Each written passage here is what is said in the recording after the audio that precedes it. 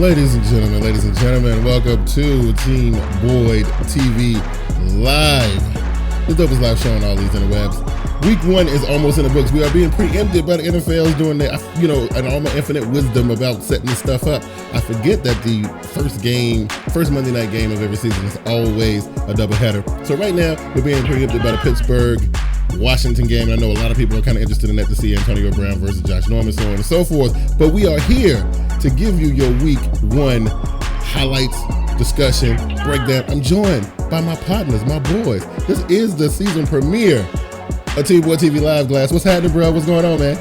Oh, man, it's all good, man. I'm still trying to come down off this high from yesterday, man. Absolutely. What's up to all the Twitter hustles out there, everybody out there on Facebook? Appreciate you. JB, time to do the thing, man. Yeah. So JB, listen, man, we're gonna talk about your Ravens. Like we're gonna talk briefly about Glasses Broncos because we don't really want to talk about that too much. Excuse me. Whoa. Oh, I'm sorry. You're Super Bowl champion, Denver Broncos. Thank you. We're gonna gloss over that. But JB, man, I know you got to be feeling good. I mean, coming off last year, coming to watching what you watched in Week 1 with your Baltimore Ravens, man, you got to be feeling some type of way. Yeah, that was just good to see overall. I'm a realist. I'm not as high as you and Glass about ceilings of teams and goals of teams. So little stuff like this makes me extremely happy. Hey, listen, man, I'm gonna tell you this much. I actually went into Week 1 not realizing or not really thinking that it was gonna be as hyped as it was. You know, I was excited, but I was just thinking this Week 1 they're gonna hold back, dude. Man, we were in for a treat. Like, if you got a chance to see a majority of those games, a lot of games decided by 1 point. Got an overtime game. You know what I'm saying? Oh my God, we had some come from behind, like some teams that looked like they were about to be blown completely out, come back and win. We're gonna cover all that today. Glass, just thinking about that. I'm just saying, just thinking about what I just said. How you feeling? Oh man, it's great. Like you just said, well, not even just 1 point. They might, other than the Vikings and Titans game, all these games finished with 1 possession. Yeah. The other team had 1 possession, they would win the game. Everything was like 1 point, 3 points, 6 points. Yeah. Break time. It really good stuff, man. Went all the way to the end. Yeah, really good stuff. JB, we saw the emergence. Now, you know, we you know us. We broke this stuff down, like all the way down during the off season. But these young boys came out. I'm talking about Carson Wentz. I'm talking about Trevor Siemian. I'm talking about Dak Prescott. I'm forgetting somebody. Carson Wentz, Dak Prescott, Trevor Siemian. Garoppolo. Yeah, Garoppolo. Jimmy Garoppolo. Yeah, right. And Osweiler. These guys came out. These young quarterbacks came out, and I think they put on the show. JB, for just thinking about the young squad that came out. What you think?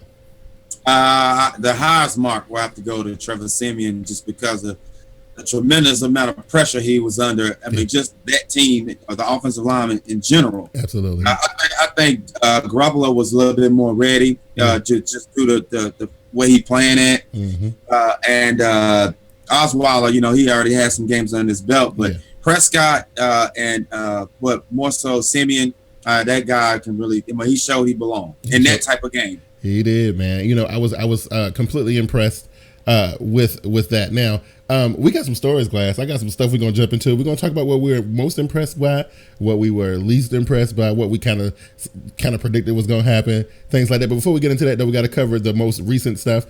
So Russell Wilson, a little ankle injury. He's questionable for next week. We'll see how that turned out. But the biggest one, and JB, we talked about this, and I, you know, I don't know how I feel about it. RG3, okay? RG3. Okay, I'm just going to say RG3, all right? We were rooting for Hugh Jackson and RG3. We were really rooting for them, you know? Number one, Hugh Jackson rolled the dice in the draft by putting all his stock into RG3 and trading away his pick to the Philadelphia Eagles, who grabbed Carson Wentz. And then we got what happened with RG3. JB, the RG3 situation, man, what you think?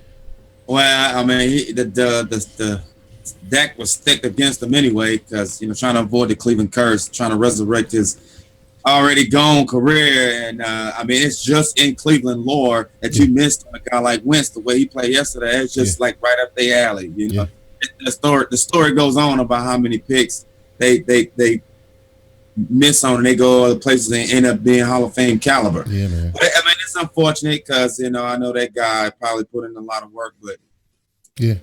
Yeah, I mean, I do not doubt that RG3 put in a lot of work to come back, but just judging on the way he was playing, and this is my personal opinion, I think instead of him just going out and doing and following the game plan, Glass, look, it's been a couple years, and this dude still don't know how to slide. Okay, I'm just saying he's still trying to put the game on his back and all this kind of stuff. With that being said, Glass, I mean RG3's fate. I'm just gonna throw this out here to you. Mm-hmm. They say he's gonna be on the shelf for like 8 weeks. They already put him on injured reserve. Mm-hmm. I believe this is it. I think it's over. What you think?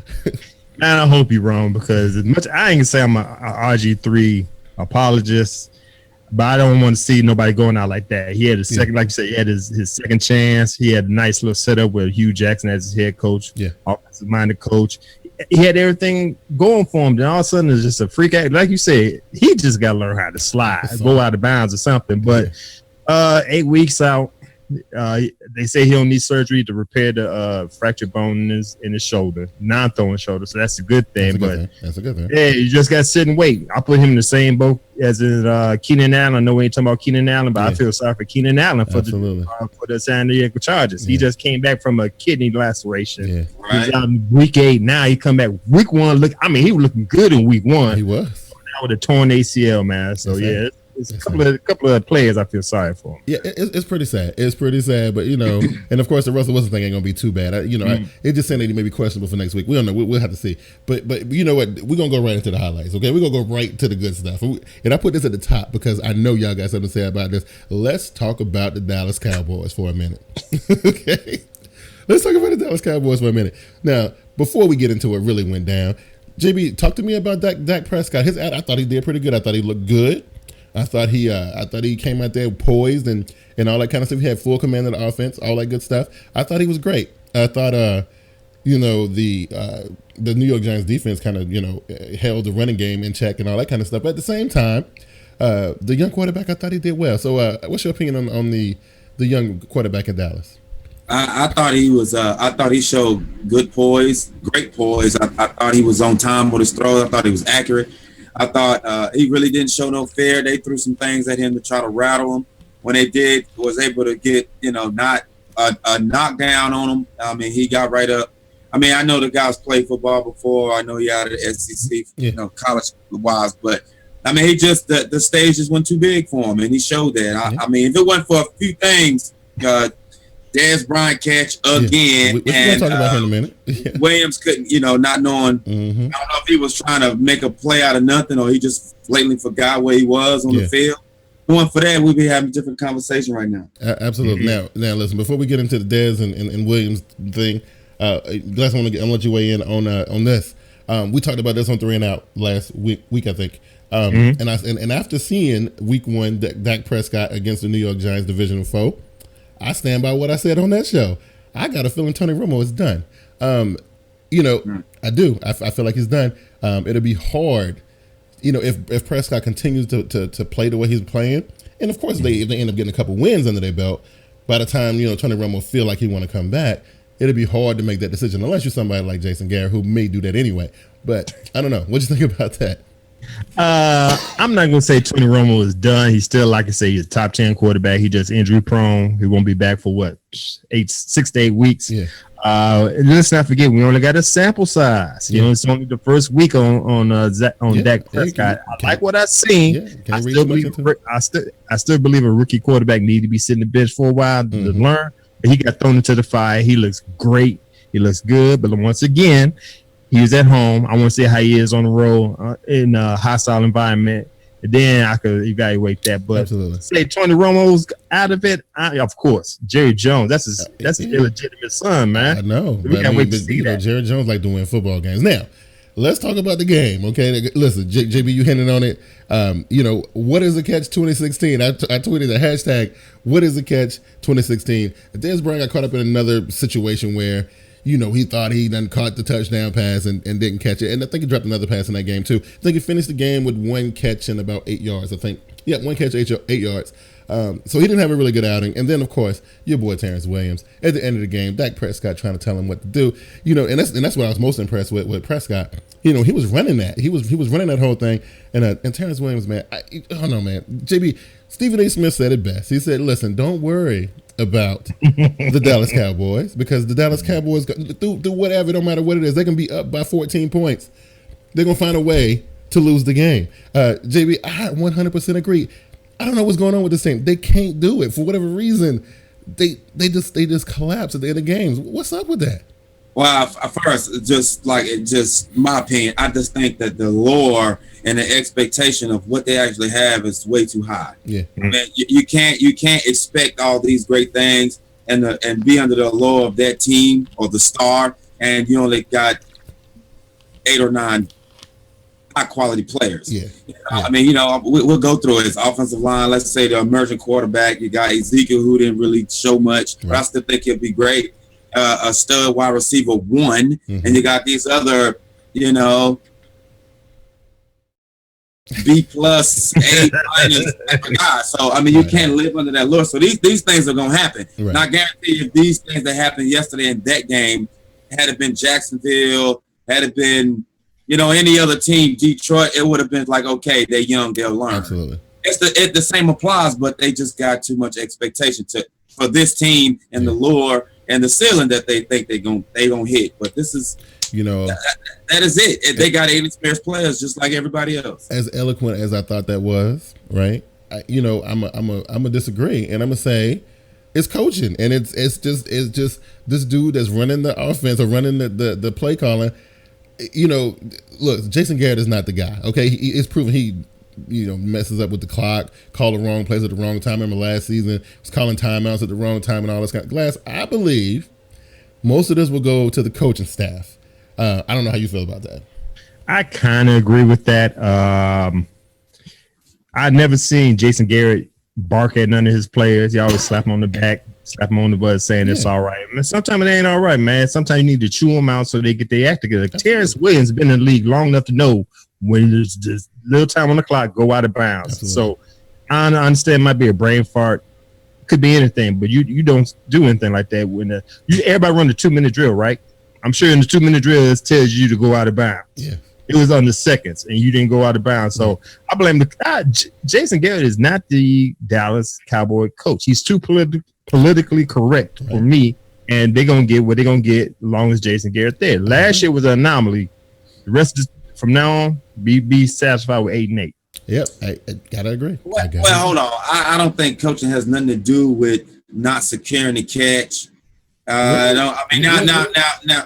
I mean that stuff just happened. I mean, and I think I feel a little bit disappointed that Dez Bryant. I mean, your argument. What it is. Look, Dez Bryant is a consummate pro. Okay, he is one of the top 5 wide receivers in this league. Okay, well, how you don't understand what you got to do to make sure this stuff ain't questionable. I know as a bang play, replay it's slow, and you think that he could have done more, but I understand that. But I'm just saying. He's been a part of a controversial catch, and when the stakes is so high, you have to make sure that you got that ball, and there's no doubt. Yeah, I beg to differ because, like I said, 2-minute drill. There's many games that Cowboys been close. Yeah, and they lose at the end of the game. Last year with the New York Giants, they was winning the game, and I can't remember his name, the dude with the braids on New York Giants, run the ball back. Yeah, from a punt return for a touchdown. So it's like they having brain farts, and the coaching staff is part of it. Yeah, it is. It's part of it. Now, I ain't saying that what JB is saying is invalid. I'm just saying. I'm not saying I believe if they focus more in the coaching department, because it's other teams who we watched Hard Knocks. We saw how the coaches were on them dudes, man, about securing the ball and going through the motions and all this kind of stuff. That got a lot to do with it. But also Dez and Williams both they pros. Okay. So they in themselves they know what their job is, and they should have done it, and neither one of them were able to do their job. Now, peep this, Glass. You're gonna like this. Revis Island is under new management. Okay, we got a new person in charge of Revis Island. You ain't lying. His name is AJ Green. Okay, AJ Green. Look, listen. AJ Green went 180 yards on 12 catches. Darrell Revis, he made a little statement after the game or whatever. Look, I get that, okay? But man, 10 for 10 on Darrell Reeves in the touchdown. And now we did see the last time I saw somebody do Darrell Reeves like this, it was a legend named Randy Moss who was styling on him in the end zone. But Glass, what you think about AJ Green just setting the fire up on the Darrell Reeves, man? AJ Green is the truth. I got him on all my fantasy teams. I'm glad I got him. I understand Reeves is long in the tooth. He almost looked like a saber tooth. His teeth so long, but still, that man AJ Green. I mean, the thing about it, he catch the ball, let it go, and just walk away from AJ, walk away from Reeves, as I say, man. It ain't over yet. Right. So get some more of this, and let's keep going. Hey, AJ Green, they got to this. He's the reason why the Cincinnati Bengals going to go as far as they're going to go. Absolutely, I 100% agree. JB, listen, I know you all about this type of action right here. Seeing one of the best in the league. I mean, again, it comes down to what we say. You can only do what you do and be the best and be at the top of the mountain for so long before it all catches up with you. But I mean, really, were you expecting that? From Darrell Reeves? Well, not from the Reeves, but I mean, AJ. Past couple of years, he don't care who it is. Yeah. It don't matter who it is. But when you go out there against that guy and you say, don't worry about this half of the field, and you have no answers, I mean, the guy was just getting ate alive. And what was sad to me is that, I like defense. I like legendary defenders, Troy, Ed Reed, list going on. And when you see a guy that's making his mark in this league, get abused like that, not one time. Moss got him one time. That touchdown was bad, but Green was doing some different things to him. Yeah. So that's his message around the league. If this the best, y'all better watch out. He might earn his gold jacket this season alone before he retires. Right? Wow. Look, it was actually fun to watch though. I mean, because honestly, I was like, and then on the touchdown play, Reeves was he was way back there, dog. I mean, it wasn't even close glass. You know what I'm saying? He wasn't on him at all. Like. He was left in the dust. He was like 3 miles back there. Between that and that catch on the left sideline, and when Reeves was hanging off of him, come on, man! Don't embarrass yourself like that, man. It was bad. It was bad, bro. It was really, really bad. Yeah. And I gotta agree with JB. Hey, look, that was Green making a statement. Whoever y'all think y'all got, y'all cornerbacks like to run y'all's mouth. All all the cornerbacks like to talk a lot. AJ Green was like, "Yeah, you bring it over here." If this the best, if this is the best it's gonna get for week 1, I'm gonna start now. And I guarantee I'm willing to say this, and no disrespect to Jets fans, but that's been over a little while ago. Yeah, absolutely. Mm-hmm. So I thought that was pretty good. That was one of the most exciting things I think I saw yesterday. Now listen, we was talking off air about these young boys, and I actually put them on the thumbnail for the show today. One of them was a Carson Wentz. Now, during the divisional breakdowns, we were talking about the Eagles, and I kept on saying, "Man, I don't know who these Eagles are. They have no identity. I don't know who they are." And then I see them play. You know what I'm saying? Like Carson Wentz. I mean, listen, we talked about RG3 and the Cleveland Browns and how they had a chance to get him. They passed on him, and after watching what we watched, Glass, how you think Hugh Jackson and his GM and they thinking? What you think they thinking about right now? They all right. Carson Wentz didn't impress me like I can take it. He impressed y'all. Number 1, it's against the Browns. It's against the Browns, okay. Number 2, Carson Wentz. I still don't see what everybody else see. He did a great job yesterday, but wait till that defense come in and crack him one more time. I seen the highlights in the preseason when he was getting blitzed. Yeah, well, look, man. That's right. Once you get through that, you play who was on your schedule, and he showed up. And he balled out, okay? So that's what I'm going to say right there. JB.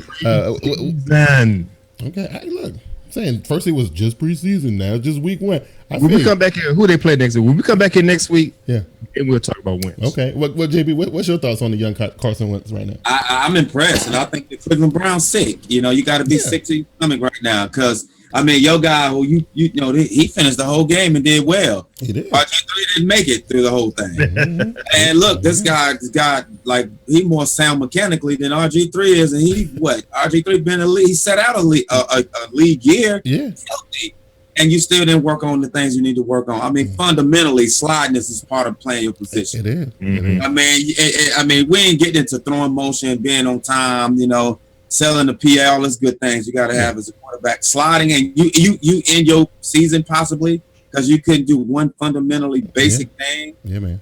Please, they got to be up. Hugh Jackson got to be kicking himself right now. He got to be. I'm telling you, right? He was thinking to himself, like, you know what? I just got this job, and I know I ain't gonna be able to go back to Cincinnati if they try. Because you know, Cleveland will fire you after one season. They will. It's proven. They will do it.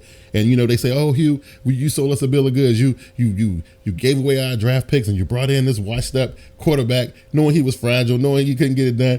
You know, keep losing games and watch what happens. Wait. But wasn't you the same one that said Hugh Jackson should have took that job when I told you? Look, you don't turn the job down. I mean, but at the same time, if they giving you church money to play with, if they giving you the house money, okay, and you gonna say, you know what? I'm gonna put my faith in RG3. Now let's look at RG3's body of work, okay? You know, I know how you were one of the ones like, I don't know if I want to go with a rookie and have him start week 1, all that good stuff. But we see these young boys out here balling, okay?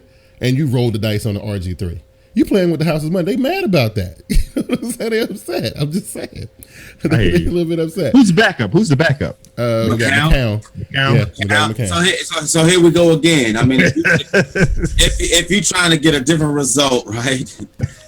I mean, no matter what they do. Okay, so I'm reluctant to, and I don't want to do this. I'll change my wording here based on what I was about to say. I'll just say I hope Gordon do well, because it's always like, every time they get a chance to do something great, or possibly trend toward that, it's an instant setback. And it's always in the positions where, or the people that probably change what's happening in Cleveland. Absolutely. And that's just bad. So I won't dive too much into that, because I really wish it would be different. Yeah. But for particular men that's running the show right now are important to the organization in particular. You know what I mean? Yeah, absolutely. Okay. Well, how about this one right here, JB, since you own it? All right. So look, and when we was talking about this during the divisional breakdown, I was excited about it. The Oakland Raiders, Jack Del Rio's Oakland Raiders, roll up into the Superdome, endure a almost 500-yard passing day from Drew Brees, okay, to come back and win at the end on a 2-point conversion. Listen, that had to be like the hypest part of kickoff day yesterday. I don't know how you felt about that, but I thought it was super impressive. I mean, Carr and Cooper and all them dudes they got in Oakland, man, I am happy for them. They are proving us to be right so far. Okay, but I don't know. What you think? I think it's another. Well, first, kudos to Jack Del Rio for having the gumption to say, "The hell with it, let's win it." Right. It's one game. But I feel like I prepared y'all for these situations. So whatever they worked on, whatever he told his guys, whatever confidence he had in Carr and that team and them receivers and that offensive line is there. He didn't look worried on the sideline at all, lining up for it first. Number two, that's another statement game by Carr. Absolutely. You put me up against a supposed elite guy, and I got the win, and I damn near outplayed him. Yeah. And so, I mean, in the elite style fashion, dramatic win. Yeah. That's what the elites do, right? They win it for their team at the end when they need them the most, right? Absolutely. I 100% agree. I 100% agree. And, a lot of people were watching what was happening, and Drew Brees chucking up all those numbers, and, that whole 98-yard connection with Cooks and all that, it was looking bad for the Raiders. Now, Jack Del Rio Glass, and, we talked about this a little bit off air, but we know what happened. Look, when they was getting the ball back, they had already talked about it. They was like, listen, when we get down here and we score, we going for 2. We're going to win this thing, okay? And that's exactly what they did. Now, a lot of people are saying, especially ESPN people, are saying that, it was a bad move. It was a bad, decision, and they get put up stats. It was 44% successful if they went for 2, 51% successful if they kicked the field goal, this, that, and the third. They did what they did. They won the game despite everything. Glass, how you feel about that? You know how I feel about that. As Denver Broncos fans, I'm scared of the Oakland Raiders. Yeah. I think we said in the breakdown, I had them leading the AFC West Division with an 11-5 record. What happened yesterday goes to show what's going to happen during the season. Oh yeah. This win yesterday, the last second win with Jack Del Rio. Jack Del Rio does this. Yeah. He did it in Jacksonville. He did it for us as defensive coordinator in Denver, and he's doing it now with Oakland. He's going to take them chances. He's going to cut his losses and go for it. Yeah. And that's going to raise the confidence of that team, make them more confident of going into these hostile environments and doing what they. So, hey, y'all better be ready for these Oakland Raiders, because they serious. That's right. Absolutely. The one thing I took away from it, man, I think Ryan Clark said it this morning on TV. they were asking him about the decision. And, he brought up the old quote from old Herm Edwards, right? You play to win the game. Like, why go down here and try to do overtime? Would you scared of them boys or something? They trying to impose their will on you through the air. We gonna impose our will on them. You know what I mean? Right. So and that just goes to show we praise the Oakland Raiders, we gotta give trash to the New Orleans Saints. Absolutely. Breeze threw for 423 yards. Yeah. You got Brandon Cook just balling out, and y'all still lose the game at home. Yeah. I didn't want to go into it because I can say a lot about what happened with the New Orleans Saints, but I'll leave it with another quote from another famous coach. They are who I thought they were. You know what I'm saying? Their defense is still trash, just like Atlanta's defense is still trash.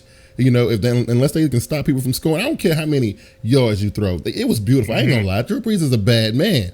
You know what I mean? He's a bad boy. But look, if your defense can't help you out, right? You're trying to compete in this division and NFC. Get out of here, man. Hey, I'll say this: if you've been completing what you wanted all game, it's stupid not to think you can complete a 15-yard pass, right? Yeah. Or whatever the distance is for the 2-point conversion. Yeah. It's ridiculous to think that you can't get that against that team. Yeah, you've been everything you wanted. Right. Why not? I mean, if it was a 12-7 game or 14-7 game and you tied up or you score and it's been sticky all game, I mean, I like my chances in overtime in that situation. Absolutely. But I mean, you got what you basically wanted when you wanted it. Okay. Yeah. So it wasn't no question. It wasn't, because look, we can throw these passes. We done hit them all game. I ain't worried about it. We ain't gonna try to run the ball. They hit more difficult things. Yeah.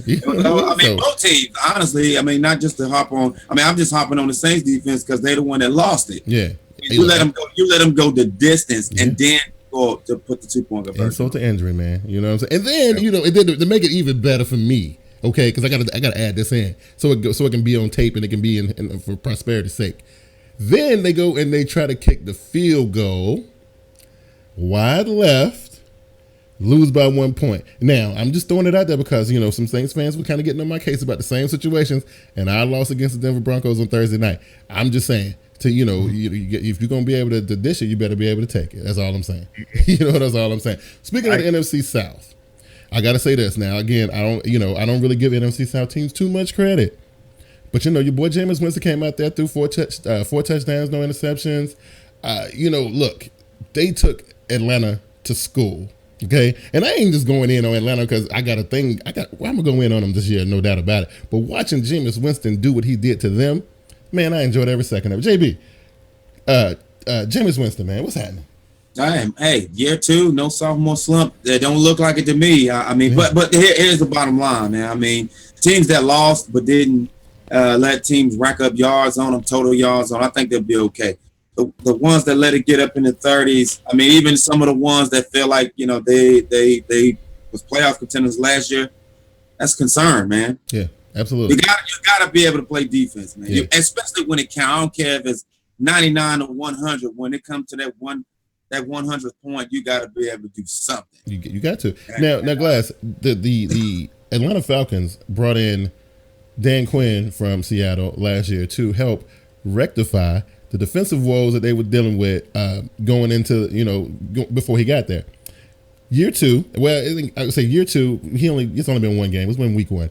But I'm still feeling like I don't see the change. I don't see the improvement. I don't see how they can stop anybody, to be honest with you. If you gonna let something, I think they got the most points scored on them this whole entire week, right? I think so. Yeah. They got the most points scored on them this week.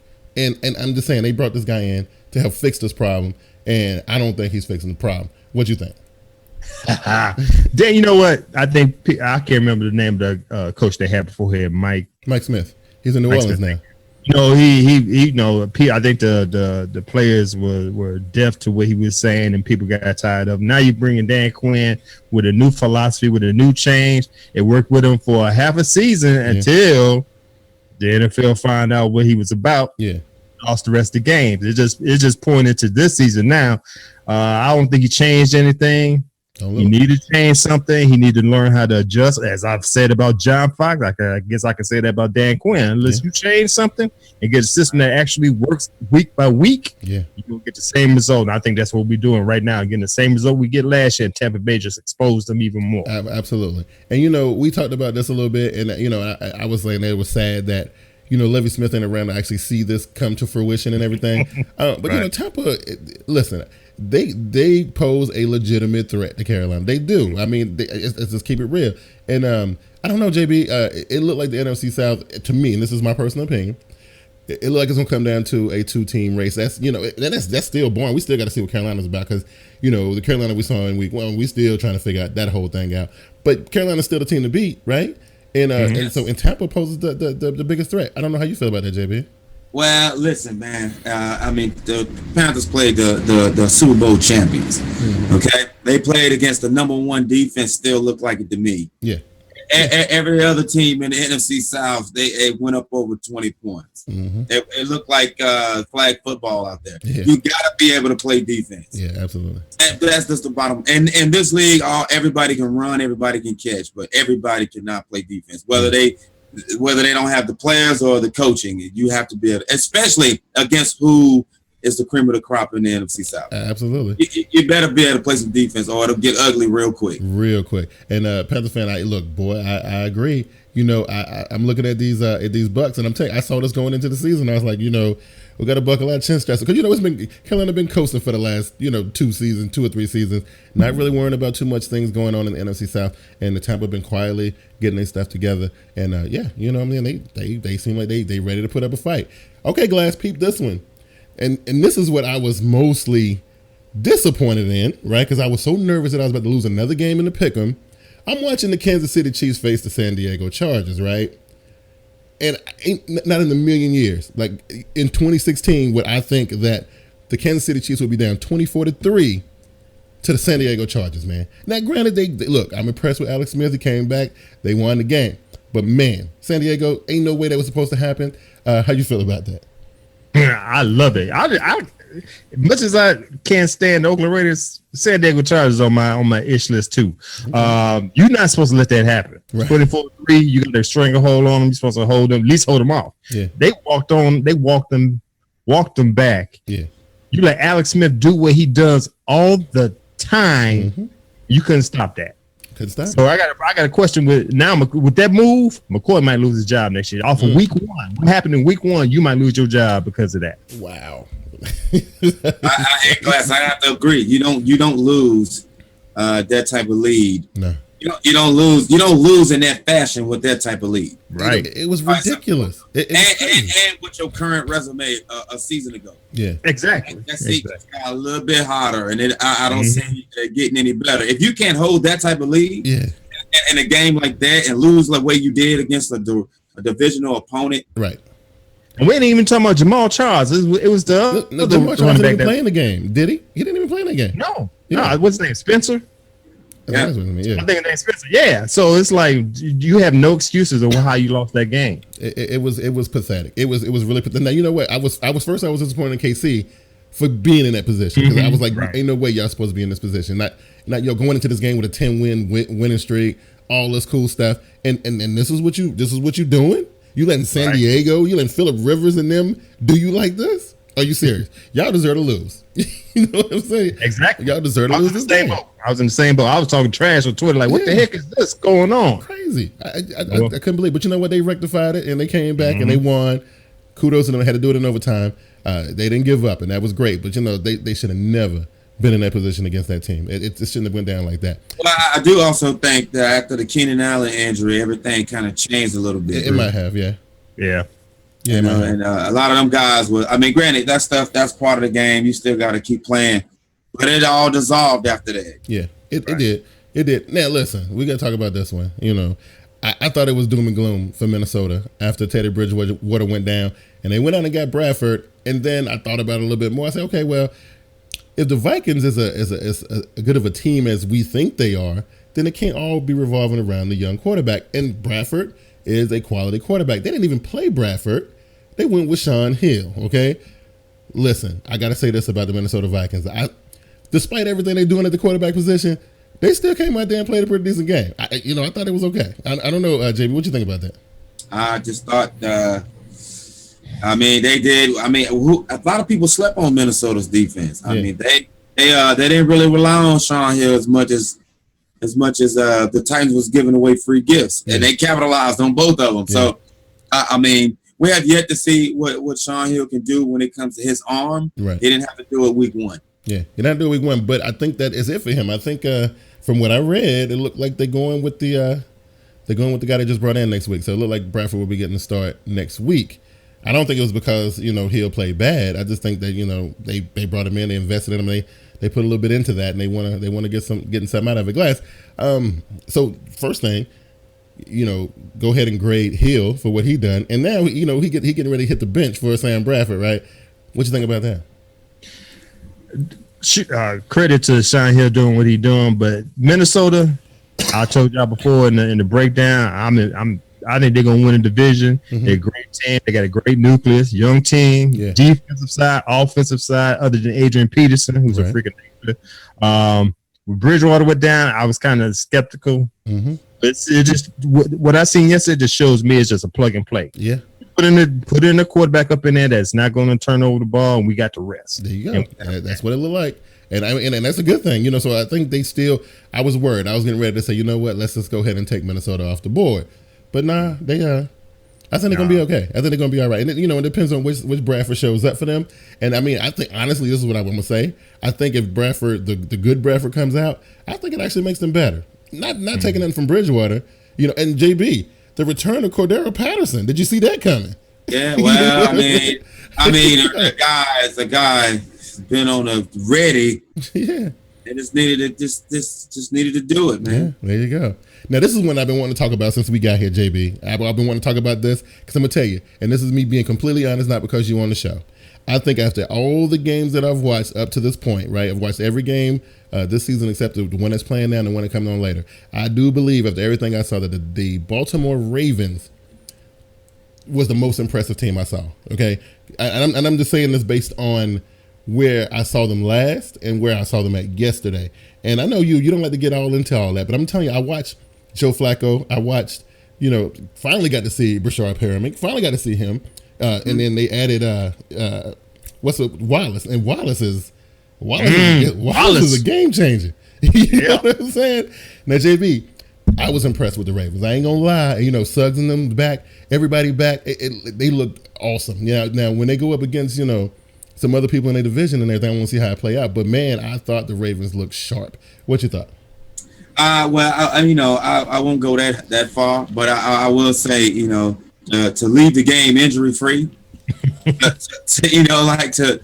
actually get off the field on third down, to actually see players having fun, the fans having smiles on their faces. Some of my old Twitter Raven fans coming dusting themselves off from the grave. It was just like it was a good thing. So, but it's a lot.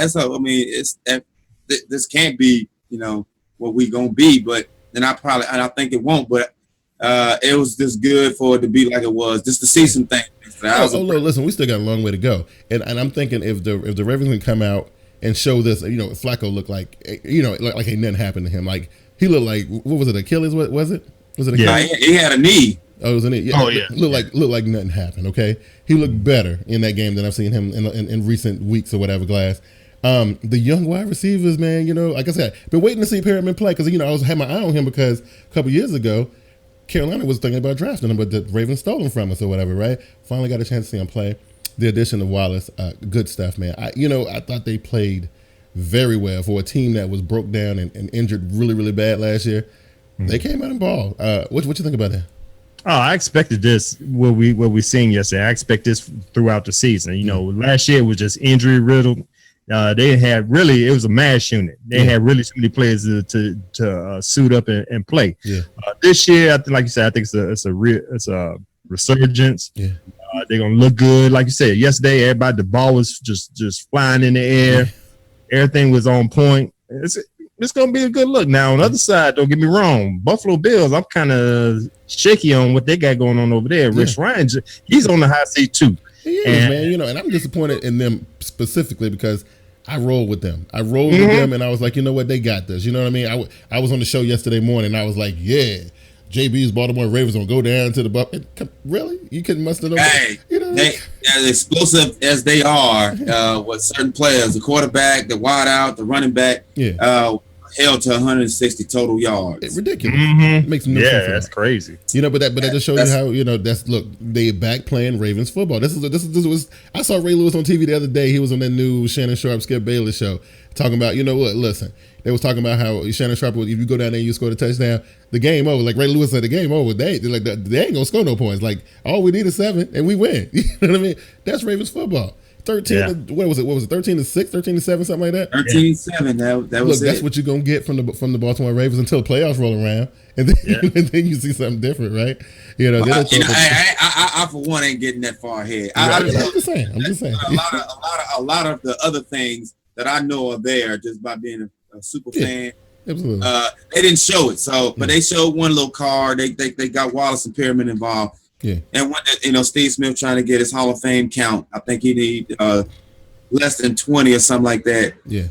So they did those things. Let Forsett and West do what they do, and then that was enough to win the game. So it was good. I think they were the most impressive team coming out there, and I saw a lot of stuff that I thought I was impressed with. But you know, when Baltimore came on, I was like, wow, this is. I was not expecting that. The last two things we got to get into before we get into the other part of the show. The New York Giants came out there faced the Dallas Cowboys, and we've been wanting to see for a couple years now. We've been wanting to see Victor Cruz and Odell Beckham Jr. line up on the field at the same time, questioning whether or not Cruz is still Cruz and could he still, have that same mystique. We got to see him salsa in the end zone this week. Glass, Victor Cruz, are you buying stock in Victor Cruz right now, or you think just another receiver? Yeah, y'all know this is sample size here. We talking about week one. Man, no, man, I ain't buying no. I'm not buying it just yet. Okay. I'm not gonna say I'm gonna look for the Victor Cruz of old. Yeah. I want to see a Victor Cruz that's effective, that's efficient, that's gonna do his job. If I get that Victor Cruz, I'm better than most of the teams in the NFL. Yeah. Look, he looked like he was out there running around like he wasn't really, because he said that the only thing he was worried about was just the mental part. He said the physical part he wasn't worried about. It was just, mentally knowing that you can go out there and do what you do. It looks like he was playing pretty good, JB. I thought he was good. I think, him being out there, being healthy, I think it's going to help Odell, because Odell didn't have a really big day, because, they were still thinking, oh my God, we got to double team Odell Beckham or whatever the case may be. And Cruz was able to do what he did. I think this helps the Giants out immensely, JB. I don't know. I think this gives the Giants a better chance than what we thought they had in the beginning. First of all, in opposed to Glass, I believe in Cruz. I even took Cruz in my fantasy. Everybody thought I was crazy. I didn't start him, but I took him. But anyway, you could tell when Big Time and Donnell is catching balls. Yeah. You know that there's a lot of other stuff to account for on the offense. And so that free up Odell, he was pretty quiet. Yeah. And Victor ended up with, I think, did he have a pair of touchdowns or no? This is just one, right? Okay, so that don't happen if there's other stuff. There's nothing else to account for. That don't happen. Yeah, absolutely. So it's a good thing, and I think if they can stay upright. I'm not saying Cruz is a fragile piece because he's he had that one freak accident, but if they can stay upright, they'll have a lot of fun this season. I think they will too. It's gonna be fun to watch. I'm definitely keep in mind. Last thing we're gonna talk about, and I really kept it for last because it ain't really that impressive to me. I just think everybody talking about Jimmy Garoppolo and how, he came out there with no Gronkowski, missing some other people playing out there with them, and he was still able to do what he was able to do. And of course, this goes back to coaching, right? And I ain't diminishing nothing from Tom Brady, okay?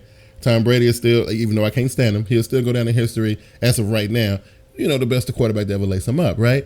But at the same time, you put a Jimmy Garoppolo in there, and nothing really changes. It's like we watching the same guy, Glass. I don't know. Would you agree with that, or you got a different opinion? I thought I was watching Tom Brady, to be honest with you. Listen, it's the system. Yeah, we just know a few years back when Matt Castle was up in there, he went 11-5. Mm-hmm. You just plug and play. The system works. Yep. I got a problem with the Arizona Cardinals. Oh, yeah. They should have played a much better job on defense, because this is what I'm thinking. You already know Garoppolo ain't gonna throw the long ball. Right. So go ahead and stack the box and lay hands on whoever. Like when what's his name? Julian Edelman. Yeah. He needed to smash a couple of them times just to let him know that they're there. He got a couple of easy deacon dunks. Mm-hmm. That's how they won the game. Lay hand, like I said, if I'm a defensive coordinator, I'm gonna tell my team, I'm gonna give y'all 30 yards to do what y'all need to do. Right. I'll take all these roughing the passes and all that stuff. Well, you got to be careful with that this year. You know, you got to be careful. I'm just saying, 2 of them and you out. What? 2 of them and you out. I'm just saying. So you got to. I'll take that chance, but you got to at least lay hands on him one. I mean, knock him in his ear hole one time. Right. I don't think that's what happened with Garoppolo. So yeah. It is what it is, but I'm disappointed in Arizona for not doing what they're supposed to do. Absolutely. And speaking of that, JB, listen, you know, they served up the New England Patriots and Jimmy Garoppolo on a silver platter to the Arizona Cardinals. Listen, I told you, no Gronk, no number one weapon. You know, 40-50% of your offense goes through this guy. He ain't even in the game. You know what I'm saying? Like, and then you got a quarterback in there who ain't really had a lot of starts. And this is supposed to be a walk in the park for Arizona. You know, these are the guys who was vying. They were one game away from going to the Super Bowl last year, and everybody had all the stock in them saying that this was going to be an easy win for the Cardinals, including myself. And the Patriots proved that wrong. What do you think about that?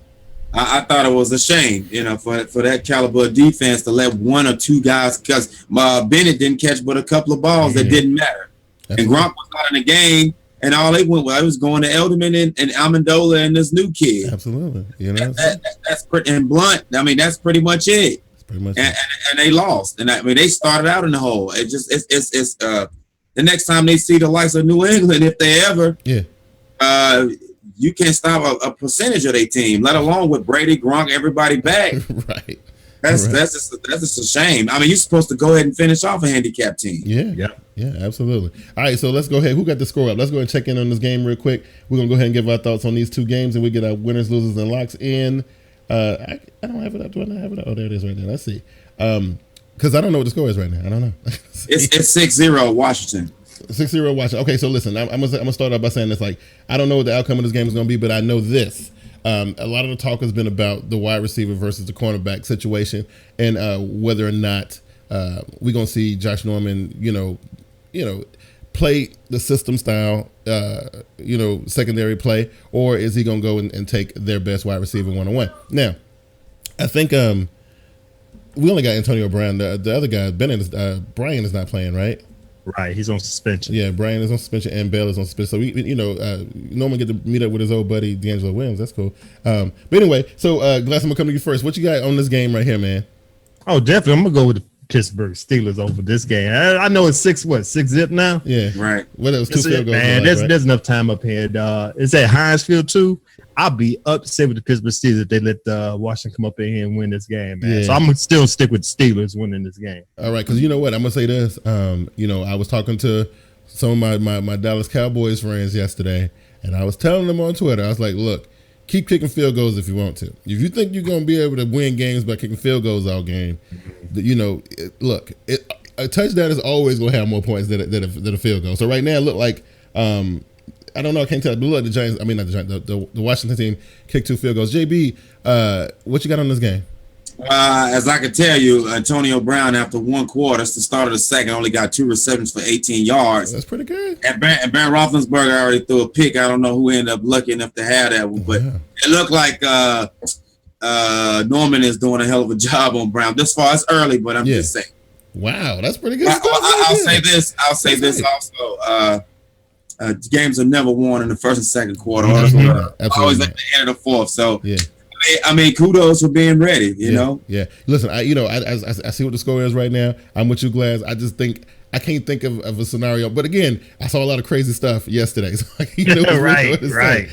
But by all accounts, Pittsburgh should win this game. Okay, if they can get everything back on order, Big Ben do his thing, get the running game popping. I got the Steelers coming out of this one. Look like Washington trying to put up a fight though. That's great. That's good. I like that. Yeah. So later I'll take that back. It's not in Heinz Field, it's at FedEx Field. Yeah, that's what I thought I saw. Yeah. So the late game it should be an interesting one, right? You got the Los Angeles Rams facing the San Francisco 49ers, right? JB, what you think about this game? Well, I know it's going to be a dose of both run games due to the quarterback situations on both teams. Yeah. Now, I don't expect a lot of balls to get thrown. I expect, the run games and, the short games to be effective. I don't know. I don't know if Jared Goff, is he the starter? Nope. Jared Goff not even dressing, bro. No. Oh, well, I mean, that's a bit of good news. Yeah.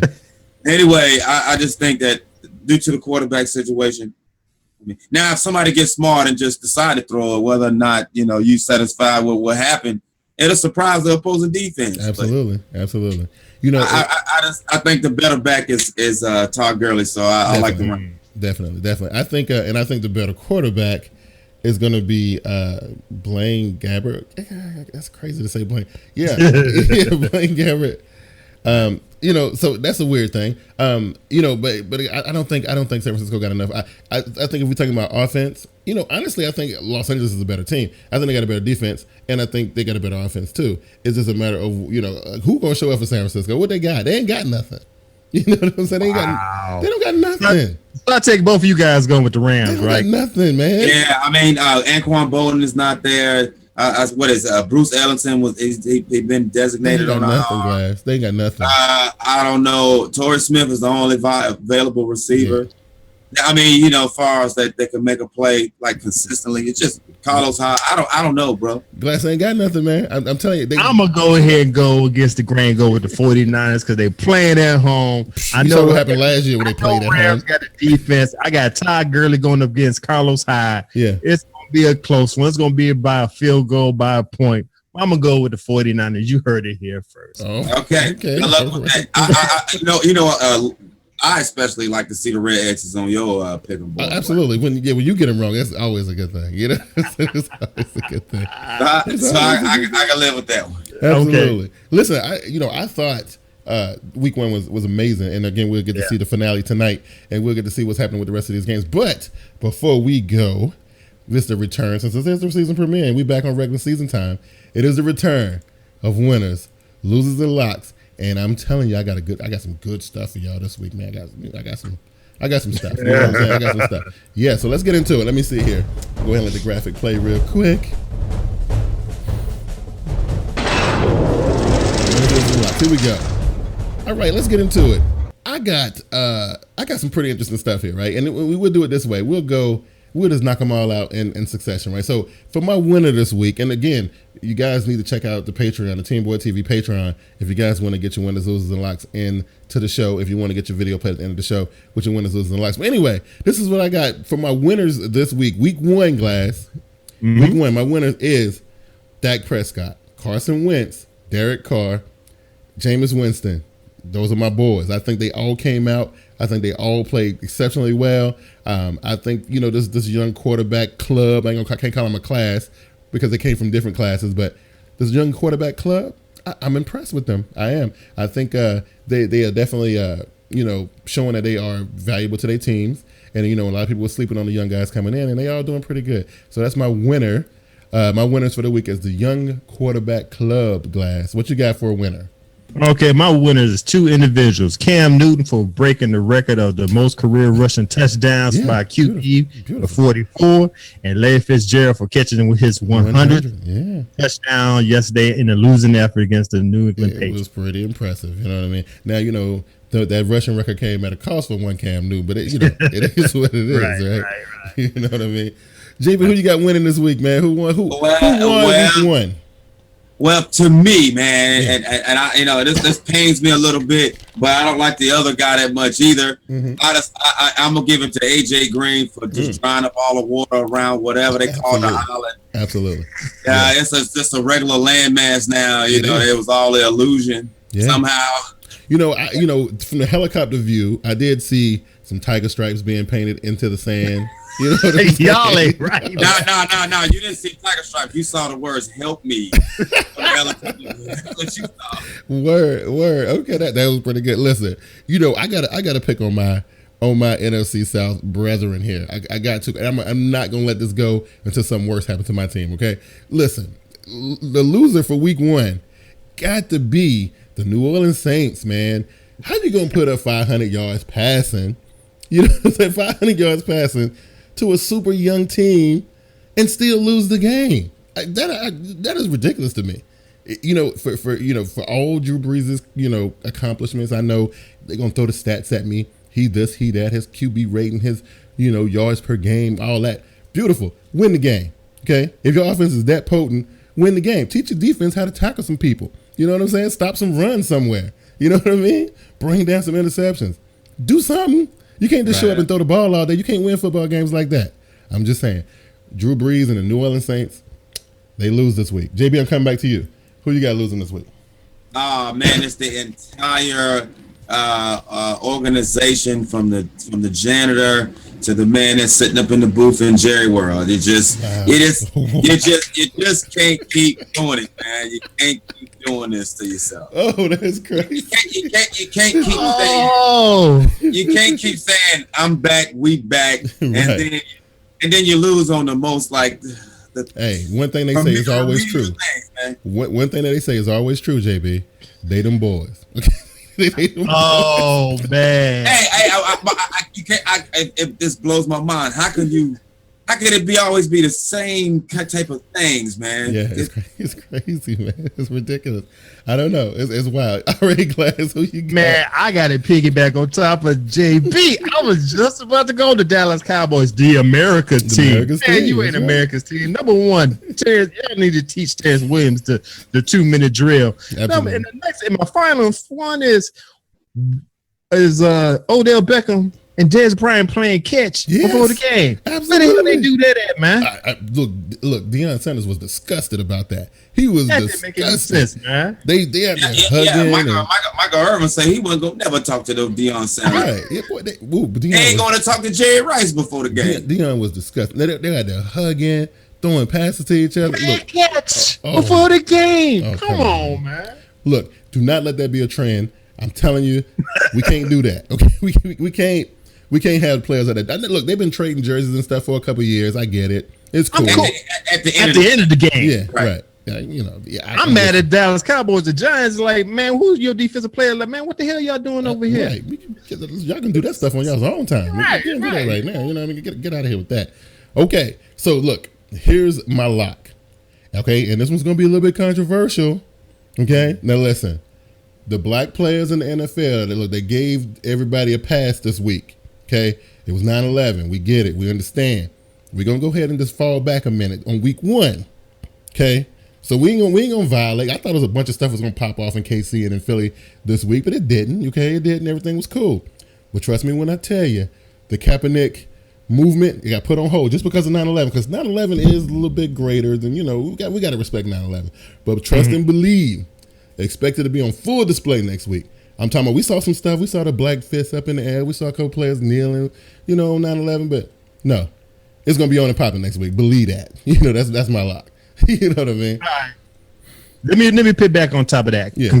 Kudos to who's Jarrell Casey, Jason McCourty, Wesley Woodyard. Yeah. I think it was Devin McCourty and Martellus Bennett for the fist in the air after the national anthem. That might be a trend right there. So so nobody be saying, "Oh, you ain't standing for the national anthem," but we still gonna show awareness of what's going on in the community.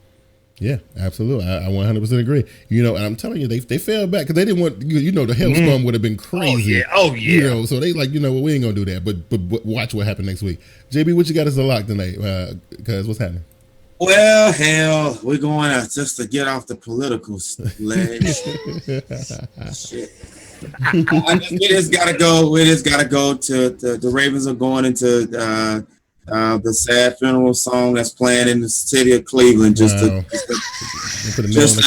drive the stake on further into the hearts. That's what they're gonna do, man. Hey, listen, y'all got McCown coming out. Y'all got to worry about facing him. Well, and McCown and Barnage, they've been having some good stuff against us, but you know what I'm saying? Yeah. That was before the funeral song started playing. Yeah, I mean, but it's rough for them now, and I just hope the Ravens don't go in there all happy-go-lucky, thinking it's going to be a walk in the park. There is nothing happy-go-lucky and walk in the park about the Ravens' mindset right now. No, I hope not. I hope not. There was nothing to walk in the park about a 5-11 season and losing all your teammates. I'm saying, I'm hoping I got their mind right. I'm saying they need to go in there and they need to punish them dudes, man. just let everybody know that the Ravens are back. And and like I said, I like what I saw out of the Ravens. It was pretty good. Listen, I thoroughly enjoyed Week 1. Well, Sunday's games anyway. Thursday game not so much. You know what I'm saying? That Thursday game not so much. But yesterday's games were pretty good. Week 1 will be in the books in a little bit, fellas. We have successfully brought back our. Is this our 6th season? Is it? Yeah, feel like it, man. It might be. It might be 5 or 6. Yeah, I think this is our 6th season. So we successfully came back. Went through the off season. We got Week 1 under our belts. Feel good about it. JB, man, listen, the season is in full swing. Your Ravens started out with a bang. I think on the panel here, I'm the only one who took a loss, and it's weird. My team was the first team to put up a touchdown this season, courtesy of my boy KB. 13's back.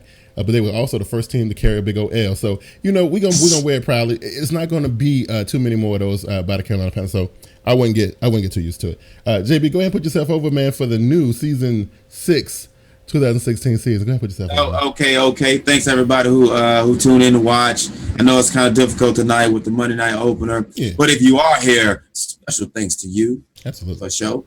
That's some multitasking you're doing there. Absolutely. But all the supporters, Facebook, YouTube, Twitter, you can find me here on live or on Twitter at Raven Shogun. Beautiful.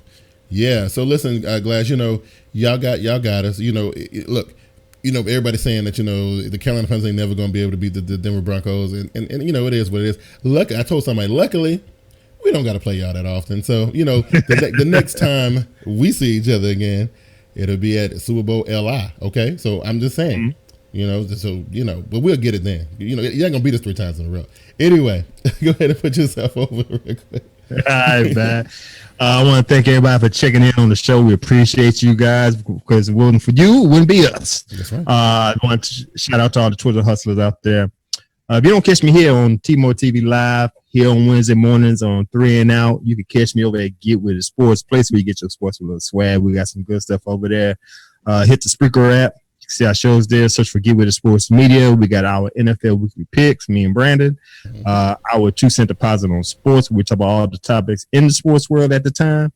And if you need to contact me or him on Twitter, me at Get With It Sports, Brandon at LEB412. And if you need to email us, hit us up at getwithitsports2. That's number 2 at gmail.com.